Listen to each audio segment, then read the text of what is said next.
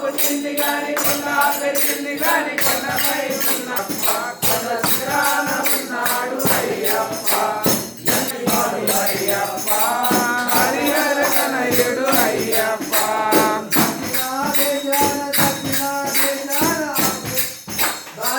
తోటలో నాడుతూ ఉన్నాడు అయ్యప్ప పాడుతూ ఉన్నాడు అయ్యప్ప స్వామి